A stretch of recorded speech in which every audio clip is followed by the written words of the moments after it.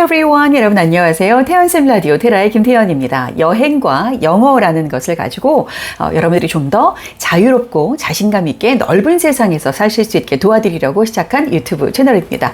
오늘은 영어 학습법에 대한 10대 거짓말에 대해서 알려드리겠습니다. 첫 번째 거짓말, 영어는 영어로 배워라. 그러니까 영영사전을 가지고 단어를 찾아라. 이런 얘기 들어보셨을 겁니다. 자, 결론적으로 영영사전으로 영어 공부를 하는 것은 속 터지기 딱 좋은 방법입니다. 로드 쉐딩이라는 단어를 처음 봤는데 로드 쉐딩을 찾았더니 설명이 있는데 그중에 모르는 단어가 있어요. 그럼 어떻게 해요? 그 단어를 또 찾아요. 영영사전으로. 그럼 그 해석을 쭉 보다가 또 모르는 단어가 있어요. 그럼 또 찾아요. 나중에는 내가 뭘 몰랐지? 뭘 찾고 있었지? 이런 지경에 이르릅니다. 그 이해를 했다고 하더라도 처음에 내가 찾고자 했던 로드 쉐딩이 정확하게 우리말로 뭔지 모르겠으면 왠지 뭔가 찝찝하고 뭔가 이렇게 개운하지 않고 그런 게 남는 거예요. 그러니까 우리가 평소에 하는 말하고 연결이 안 되는 겁니다. 자, 영영사전은 속 터지기 딱 좋은 방법이다. 그러면 어떻게 해라? 영한사전을 보시는 거예요. 로드 쉐딩을 찾아보면 순환정전이라고 나옵니다. 돌아가면서 이제 전기를 끊는 겁니다. 전기가 부족하니까. 그게 로드 쉐딩입니다. 그러면, 순환정전이 로드 쉐딩이구나. 로드 쉐딩이 순환정전이구나. 그럼 끝! 두 번째, 귀가 뚫리면 입도 열린다. 이건 다른 영상에서도 제가 말씀을 드렸는데요. 귀가 뚫리면 입은 안 열려요. 귀만 뚫려요. 그러면 입을 열려고 하면 내가 수도 없이 연습을 해야 됩니다. 내 입에서 영어가 나올 수 있도록 수도 없이 연습을 해야 되고, 그러니까 결론은 뭐냐? 귀는 귀대로 뚫고 입은 입대로 뚫어야 되는 거예요. 그래서 내가 들을 수 있는 듣기 실력, 말할 수 있는 스피킹 실력, 이것은 별도의 문제다. 그러니까 듣기와 말하기를 따로 연습해야 된다. 이게 결론입니다. 세 번째, 흘려들어라. 그냥 무조건 많이 들으면 귀가 뚫릴 테니까 그냥 뭐 청소할 때도 틀어놓고 요리할 때도 틀어놓고 영어로 듣는 걸 무조건 틀어놓는다. 흘려듣기가 도움이 된다라고 하는 거. 자, 이거는 맞기도 하고 틀리기도 합니다. 흘려듣기가 맞는 경우, 흘려듣기가 도움이 되는 경우는 언제냐면 내가 눈으로 보고 해석을 했더니 이해가 된다. 근데 귀로 들으면 이 소리에 익숙하지 않다라고 했을 때 내가 눈으로 봤을 때 한 95% 이상 정도? 한 98% 그 정도 이해가 되는 그런 내용을 녹음된 그것을 내가 귀로 들었을 때 그걸 흘려듣기로 계속 틀어놓으면 내가 눈으로 보고 이해할 수 있었던 그것을 귀로도 듣고 이해할 수 있게 되는 거예요. 이게 매치가 되는 겁니다. 그러니까 흘려듣기가 도움되는 경우는 언제다? 눈으로 그 스크립트를 봤을 때, 영어로 된 걸 봤을 때 충분히 95%, 98% 정도가 해독이 가능한 그런 내용을 흘려들었을 때 이 발음과 억양과 속도와 이런 거에 익숙해질 수 있다. 그러니까 아는 걸 들어라. 아는 걸 흘려들어라. 이게 정답입니다. 그러면 흘려듣기가 전혀 도움이 안 되는 거는 언제냐? 모르는 걸 들었을 때예요. 내가 이게 무슨 내용인지 모르겠어서 영어로 봤어요. 근데 글자로 봐도 해석이 안 돼요. 모르는 단어가 너무 많아요. 그러면 이거는 백날, 천날 틀어놔 봐야 그냥 소음일 뿐입니다. 그러니까 내가 눈으로 봐서, 글자로 봐서 해독이 안 되고 모르는 단어가 너무 많은 것들은 흘려들어 봤자다. 이거예요. 흘려듣지 말고 그때는 어떻게 해야 되냐?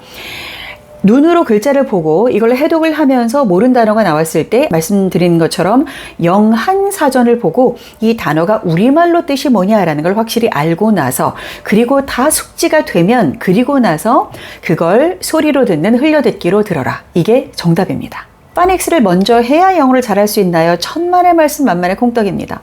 제가 저희 조카가 꽤 영어에 이렇게 감이 있었어요. 머리도 좋고요. 상상력도 창의력도 굉장히 뛰어난 아이입니다. 근데 이제 이 아이가 한 7살, 8살 됐을 때인 것 같아요. 그 전인가? 저에게 이제 파닉스 학원을 보내야 되니까 파닉스를 좀 알려달라 그래서 제가 1시간을 방 안에 이제 집어넣어 놓고 제가 파닉스를 보는데 이 학원을 들어가려면 이 파닉스 단어들을 다 알고 있어야 되는 거예요. 제가 보니까 모르는 게 저도 반 이상이에요. 근데 그걸 가지고 이 아이에게 이걸 다 숙지를 시키고 시험에 통과를 해야 파닉스 학원에 들어갈 수 있다는 겁니다. 그 클래스에. 그래서 그래서 제가 1시간 동안 이 조카를 데리고 내가 진짜 사랑하는 조카를 데리고 1시간 동안 이렇게 하던 끝에 저도 야 다시는 이런 거 가지고 내가 가르치지 말아야 되겠다라는 생각이 들었고 파닉스를 먼저 가르쳐야 그 다음에 영어 실력이 뛰어나진다라고 하는 그 잘못된 시작에서 비롯된 겁니다. 파닉스는 언제 왜 만들어졌냐? 파닉스는 뭐냐면 미국에 옛날에 아주 문맹률이 높을 때 자기가 말은 할 수 있고 의사소통은 할 수 있는데 자기 이름도 영어로 쓸 줄 모르고 내가 하는 말을 영어로 쓸 줄 모르는 그런 문맹률이 높을 때 당신이 말하는 그런 소리를 글자로 표현하면 이렇게 된다라고 소리를 글자하고 연결시켜서 가르치는 그게 바로 파닉스입니다. 이 파닉스가 필요한 거는 언제냐면 내가 말을 하고 있는 이것을 내가 글자로 알파벳을 제대로 써서 이렇게 쓸 수 있게 연결시켜주는 게 필요할 때 이게 원래는 제대로 된 영어 학습 방법입니다. 소리 먼저 배우고 대화를 하고 그 다음에 글자로 넘어갈 때 그때 필요한 게 파닉스고요.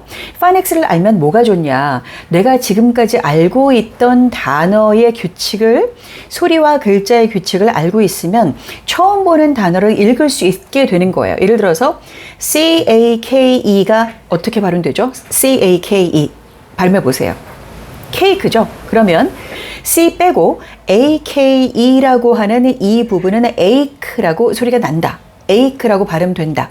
이 파닉스를 배웠으면 C를 B로 바꿔요. 그러면 BAKE는 뭐예요? bake. L로 바꾸면 lake. T로 바꾸면 take. 이런 식으로. 앞에 자음만 바꿨는데 AKE를 이렇게 발음하는구나 라는 걸 알고 있으니까 그 파닉스를 알고 있으니까 처음 본 단어라고 하더라도 이렇게 소리낼 수 있는 거예요. 발음할 수 있는 거예요. 그때 도움을 주는 게 바로 파닉스입니다. 그러니까 파닉스는 말로 어느 정도로 소통을 할 수 있을 때 그 다음에 글자로 내가 쓰거나 읽거나 영작을 하거나 이런 게 필요할 때 그때 배워야 되는 게 파닉스입니다. 그 다음 영어학습법의 10대 거짓말 바로 이겁니다. 한국에서는 안 돼.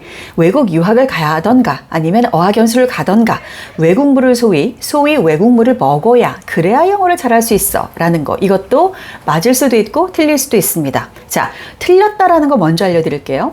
외국을 다녀와야 영어를 잘할 수 있다라고 하는 것은 아주 많은 경우 핑계에 불과합니다. 내가 외국 유학을 안 했기 때문에 영어를 이 정도로밖에 못하는 거야. 시험 영어를 배워서 그래. 내가 어학연수를 안 다녀와서 그래. 어학연수를 다녀왔어야 되는데. 핑계를 댈 게 아주 좋은 게 이게 핑계가 될 만하니까. 그래서 이 핑계를 대는 건데요. 안 가셔도 저 외국 유학 안 다녀왔습니다. 어학연수도 갔다 온 적이 없습니다. 외국 가서 영어로 일을 할 때 이미 영어는 잘하게 되어 있었고요. 그 전에 한국에서 수도 없이 연습했고 수도 없이 외웠고 연습하고 외우고 또 써보고 말해보고 너무나 많이 암기해보고 그런 결과로 영어 실력을 끌어올리고 영어를 잘한 상태에서 그리고 나서 일하러 외국에 갔습니다. 그러니까 유학을 갔어야지 어학연수를 갔어야지 라고 하는 것은 핑계고요. 되려 어학연수를 6개월, 3개월, 1년 이렇게 이제 다녀온 사람들이 어떤 함정에 빠지냐면 내가 그래도 어학연수를 다녀왔는데 여기에서 내가 또 이걸 배워야 돼? 좀 자존심 상한다. 그게 나의 발목을 잡는 거예요. 차라리 안 다녀왔으면 그래 난 영어 잘하고 싶어. 그러니까 내가 어떻게 영어를 하면 될까? 태연쌤 라디오가 있구나. 이렇게 영어를 할 수 있는데 내가 그거 조금 어학연수 다녀왔다고 해서 그래도 hi, hello도 하고 I'm from Korea, my name is 조금 이렇게 굴러가고 영어를 조금 몇 마디만 하면 잘한다라고 이렇게 상대방들이 알아주는 그런 것 때문에 발목이 잡혀서 더 이상 영어를 잘할 수 있는 노력을 못하게 되는 경우가 많아요. 그러니까 되려 차라리 안 다녀오신 게 낫고 다녀왔는데 근데 저는 영어를 못해요. 영어 잘하고 싶어요. 이제 잘하려고요. 라고 노력하시는 그분들이 훨씬 더 영어를 잘하게 될 확률이 높습니다. 이것도 많이 들어보셨죠? 영어 잘하려면 영어를 모국어로 쓰는 원어민을 사귀래. 그러니까 남친이나 여친을 하다못해 여사친, 남사친이라도 친구를 사귀래. 이것도 맞기도 하고 틀리기도 합니다. 자, 맞기도 하다라고 하는 부분은 연습 대상이 생겨서 그래요. 그 사람이 나에게 영어를 가르쳐주는 그 모든 그냥 100% 유일한 모델이 되면 안 되는 거예요. 영어는 여기서도 듣고 저기서도 보고 여기서도 베끼고 영어는 모방이에요. 창조가 아니에요. 창조? I am 실내? 창조가 아니고 모방이고 베끼는 거고, 그리고 나서 그 실력이 어느 정도가 되면 거기에서 응용을 하는 겁니다. 영어는 내가 만들어내고 말하는 게 아니에요. 그러니까 영어를 배운다라는 것은 어떤 모델이 있어서 어떤 컨텐츠로, 책으로, 영상으로, 오디오로, 방송으로 그런 데서 내가 필요한 것들을 쇼핑하듯이 내가 끌어모아 가지고 이걸 내 걸로 만드는 거, 그게 인풋이죠. 이걸 내가 입으로 내뱉는 거, 아웃풋이에요. 그러니까 내가 집어넣는 그 나에게 어떤 모델이 될 수 있는 거, 나에게 컨텐츠를, 나에게 영어의 어떤 내용을, 인풋을 줄 수 있는 그 많은 것들 중에, 많은 사람들 중에 한 사람이 그 여사친, 남사친, 뭐 남친, 여친일 수 있는 거예요. 그 사람에게서만 영어를 배우면 안 되는 거예요. 편식하는 거예요. 그러면 굉장히 부족하게 영어를 하게 됩니다. 그러면 남친이나 여친이나 남사친, 여사친이 있으면 뭐가 좋냐? 연습할 대상이 있으니까 좋죠. 인풋은 들어왔습니다. 그걸 진짜 내가 통하는지 알아볼 그 대상이 있으면 좋잖아요. 그렇죠? 그러니까 내가 입으로 말을 해보고 대화를 해볼 대상이 있으니까 좋은 거잖아요. 그러니까 내가 알고 있는 원어민이 있으면 좋겠죠. 그런 의미에서 연습 대상이 있다라고 하는 점에서 좋은 겁니다. 제가 옛날에 이제 일본어를 배울 때 자신도 없고 내가 어느 정도 하는지를 몰랐을 때 일본에 가서 계속 제가 길거리에서 이러고 다녔습니다. 스이마생, 스이마생가 마크도나르도가 도코 데스까? 이거를 정말 비행기에서도 수없이 연습했고요. 그러니까 얼마나 잘하겠어요. 발음도 얼마나 유창하겠습니까? 그 한 문장을 연습했으니까. 그래서 길을 가면서 스이마생가 마크도나르도가 도코 데스까? 그러니까 너무나 이걸 잘하니까 마크도나르도 데스까? 라고 하면서 맥도날드 찾으세요. 그러면서 마크도나르도와 뭐 어쩌고 저쩌고 막 이러는 거예요. 돌아서면 모르겠다. 하나도 모르겠다. 또 지나가다 또 물어봅니다. 그렇게 하다 보면 공통적으로 들리는 단어들이 있으면 이게 뭐 미기, 뭐 어쩌고 저쩌고, 오른쪽, 왼쪽, 뒤로 뭐 이런 얘기를 듣다 보면 거기서 또 배우는 것도 있는데 그거는 오래 걸려요. 이런 식으로 배우면. 차라리 동쪽은 뭐고 서쪽은 뭐고 뒤로 가라 앞으로 가라 거기에서 우회전하라 좌회전하라 라고 정리되어 있는 그 책을 보고 배우는 게 훨씬 더 그 외국어를 빨리 많이 배울 수 있는 거예요. 이런 식으로 계속 얘기를 하면서 내가 습득하고 체득을 하려면 어느 정도 머리가 굳어진 이후에 이건 굉장히 오래 걸리는 일입니다. 그러니까 영어를 잘하는 사람이 친구로 혹은 뭐 남친으로 여친으로 있으면 도움은 되겠죠. 연습할 대상이. 그러나 그를 통해서 그 사람을 통해서만 영어를 배울 수 있는 건 절대로 아니기 때문에 그게 100% 도움이 된다고 할 수는 없다입니다. 영어학습법의 10대 거짓말 중에 또 이런 얘기도 많이 들어보셨죠? 네, 여러분도 아마 이 얘기를 많이 하실 겁니다. 나이가 많아서요. 태연쌤은 일찍부터 영어를 열심히 하셨겠죠. 저는 이미 나이가 있어서 이것도 핑계입니다. 비겁한 핑계에 불과합니다. 내가 외국 유학을 안 다녀와서 어학연수를 안 다녀와서 라고 하는 것만큼이나 되게 좋은 핑계가 바로 나이가 들어서입니다. 일찍 할 걸. 그 얘기는 뭐냐 뒤집어 얘기하면 나는 죽을 때까지 안 하겠다라는 거예요. 내가 못해도 나를 탓하지 마. 나는 나이가 많아서 나이가 많은 상태에서 영어를 시작했기 때문에 못하는 거야 라고 숨으시려고 핑계 대시려고 하는 거예요. 자, 교육 전문가들이 하는 공통적으로 하는 얘기가 외국어가 아니라 그냥 어떤 언어로 자연스럽게 우리에게 습득이 되고 체득이 될 수 있는 나이는 기껏해야 12세까지다 라고 합니다. 12세라고 하면은 초등학교 6학년 정도입니다. 영어가 영어로 그냥 들어오는 거예요.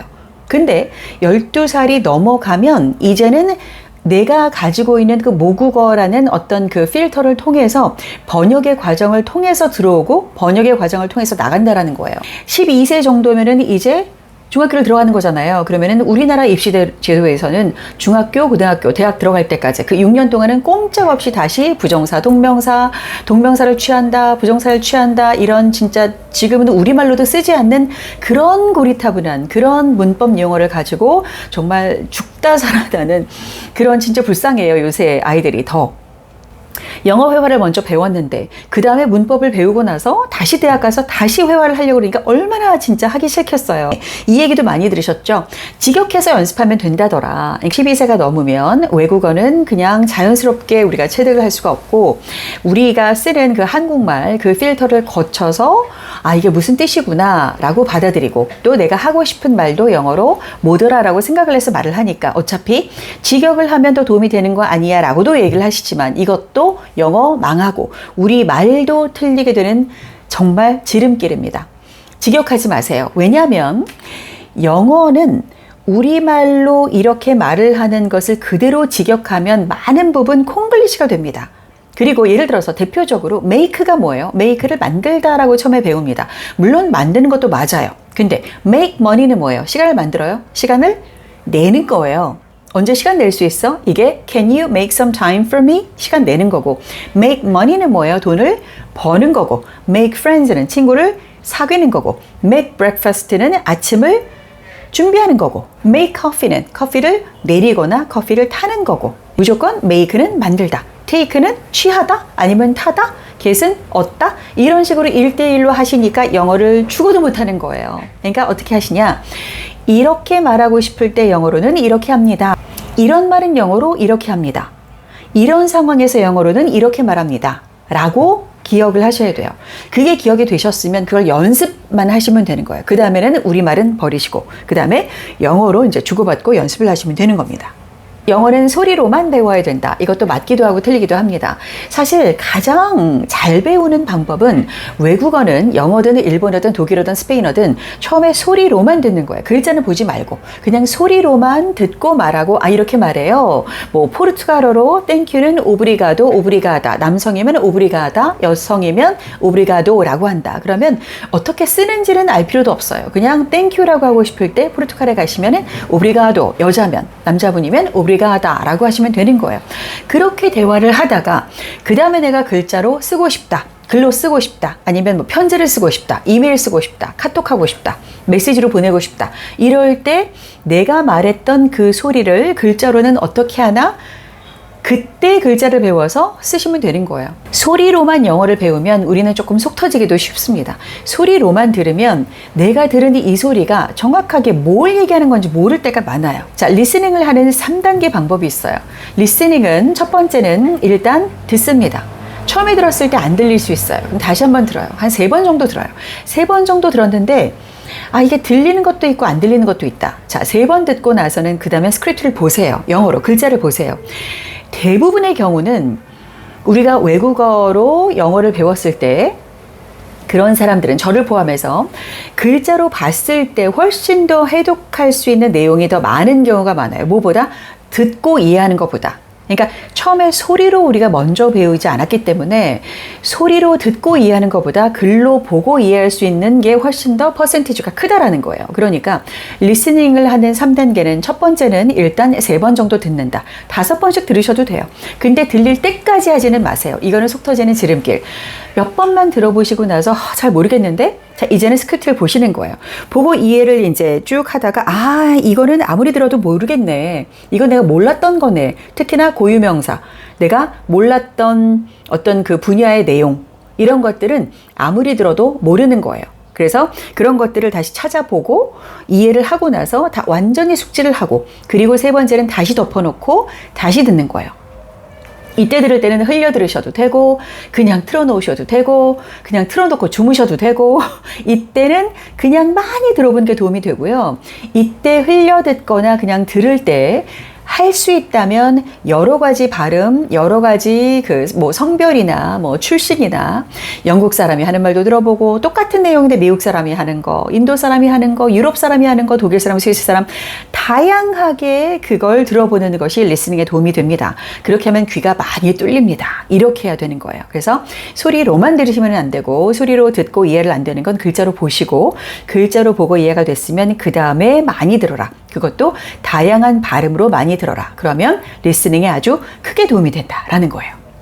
자, 이제 영어학습법의 10대 거짓말 중에 마지막인데요. 한계가 있지. 아무리 해도요. 아무리 태영쌤이 잘 가르쳐 주시고 아무리 좋은 책을 내셔도 우리가 할 때 한계가 있죠. 자, 지금부터 당장 그 한계라는 것을 버리세요. 영어는 어느 정도까지 잘할 수 있게 되느냐? 여러분들이 하고 싶은 만큼까지 됩니다. 저는 영어를 처음 배운 초등학교 아니고 중학교 1학년 들어가서 I am Tom, you are Jane, I'm a boy, you are a girl 이거 배우는 세대인데, 그때 그걸 배울 때부터 지금까지, 그때 그걸 영어를 처음 배울 때부터 나이가 계속 먹을 때까지 제가 일기에 뭘 썼나 보니까 아주 변함없이 일관적으로 제가 쓴 게 뭐냐면, 영어를 정말 잘해서 뛰어나게 잘해서 영어를 너무너무 잘하는 사람이 돼서 세계가 알아주는, 세상에서 인정받는 그런 썸바디가 되겠다라고 하는 어마어마한 목표를 옛날부터 가지고 있었더라고요. 그러니까 저는 그걸 이루고 싶잖아요. 그러니까 더 노력하고 더 노력하고 계속 노력하고 끊임없이 노력을 했겠죠. 그래서 이렇게 방송도 오래 하고 있고 책도 많이 냈고 외국 가서 일도 많이 했고 영어로 프레젠테이션을 해가지고 아주 크나큰 성과도 많이 제가 거둬오고 이렇게 했습니다. 일단은 목표가 있어야 됩니다. 여러분들이 어느 정도로 영어를 잘하고 싶다라는 그 목표가 있어야 돼요. 그거에 따라서 그 정도만큼 여러분들은 영어를 잘하게 되실 겁니다. 아니 뭐 대충 하지 뭐 한계가 있어. 아이 힘들어. 아유 지금 해가지고 말이 저렇지 뭐. 에이 아니야. 김태현 선생님 머리가 좋으신가 보지. 천만의 말씀 아닙니다. 지금 당장 여러분들이 한계는 없다라고 생각을 하시고 나는 어느 정도로 영어를 잘하고 싶다라는 것을 목표를 둬보세요. 목표를 가져보세요. 그만큼 영어를 잘하게 되실 겁니다. 자, 그러면 이제 영어는 그러면 어떻게 하라는 거냐? 구체적인 방법론은 이 다음 영상에서 알려드리겠습니다. 기대해 주세요. 바이.